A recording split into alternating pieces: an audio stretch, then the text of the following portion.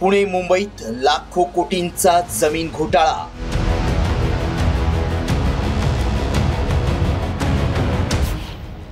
कोण खातंय भूखंडाचं श्रीखंड?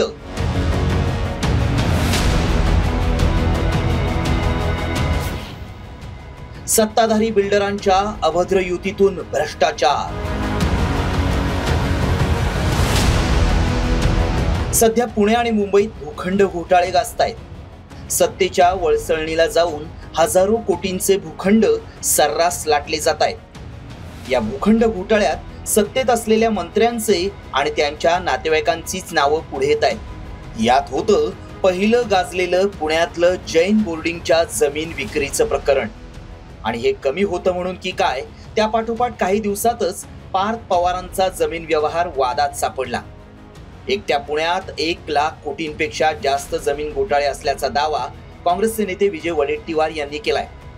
तर मुंबईत आरक्षण बदलून हजारो कोटींच्या जमिनी बिल्डरांच्या घशात घालण्यात येत असल्याचा आरोप खासदार वर्षा गायकवाड यांनी केलाय। आणि या संपूर्ण प्रकरणाची पुण्यातल्या जमिनीची माहिती घेतली तर किमान 1 लाख कोटी रुपयाचा या जमिनीचा घोटाळा समोर आल्याशिवाय राहणार नाही। 1 लाख कोटी रुपयाचा एवढं मोठं प्रकरण, एवढे मोठे प्रकरण पुण्यामध्ये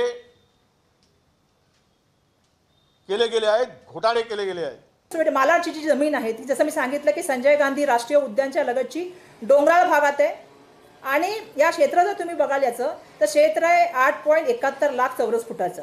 हा भूखंड या ठिकाणी हा महाघोटाळा रचला गेलेला आहे। आणि हा बिल्डर कोणाला फायदा या ठिकाणी दिला गेलेला आहे कोट्यावधी रुपयाचा। 5,000 कोटीचा पीएबी घोटाळा म्हणजे आपल्या लाडक्या बिल्डरला जे आहे ते हजारो करोड रुपयाचं या ठिकाणी लाभ मिळवून दिलेला आहे। राज्यात यापूर्वीही भूखंड घोटाळे गाजलेत, मात्र त्यामुळे मुख्यमंत्र्यांपासून मंत्र्यांपर्यंत अनेकांना आपली खुर्ची सोडावी लागली आहे। भूखंड घोटाळ्याप्रकरणी याआधी कोणते नेते अडचणीत आले होते पाहूया।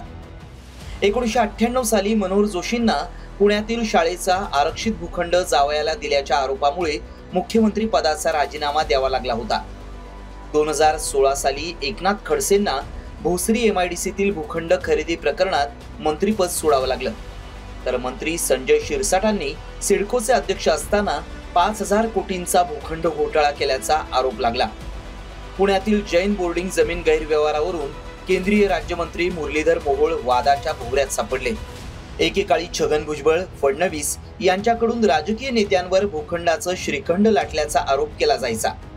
मात्र आता त्यांच्याच सरकारमध्ये भूखंड घोटाळ्यांची प्रकरणं बाहेर येत आहेत। सत्तेचा गैरवापर करून बिल्डर आणि राजकारण्यांच्या अभद्र युतीतून पुण्या मुंबई सारख्या शहरांमध्ये लाखो कोटींचे भूखंड सर्रास लाटले जात आहेत। सत्तेतून पैसा आणि पैशातून पुन्हा सत्ता, या दुष्टचक्रातून या शहरांची कधी सुटका होणार हाच खरा प्रश्न आहे। ब्युरो रिपोर्ट, साम टीव्ही न्यूज।